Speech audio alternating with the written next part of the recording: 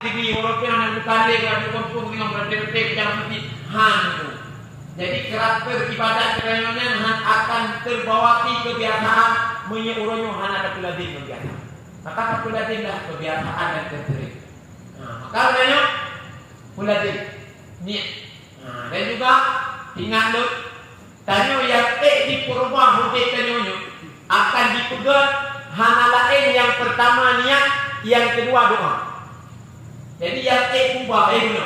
Urut kasih dulu karena niat kena dulu untuk hawakan dulu.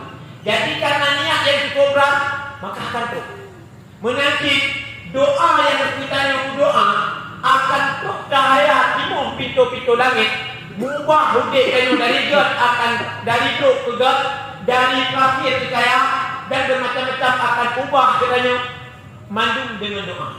Jadi menarik juga doa dan niatnya semua putih peliri ibadat.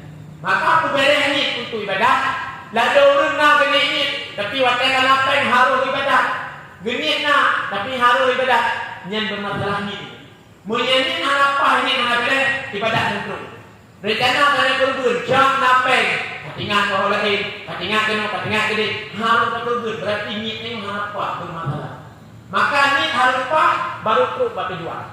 Menyanyi apa hak atur buat tujuan. Maka ini apa?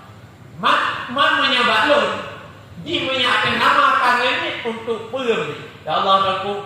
Jadi menyatakan serah kepada Allah, tapi juga Allah yang baik dipakai oleh. Mesti orangnya rencana ini pengen kubah di kurban waktu kurban ini kurban. Nyan kita pengen dipakai oleh dengan hak. Ibadi tetap dipakai kurban.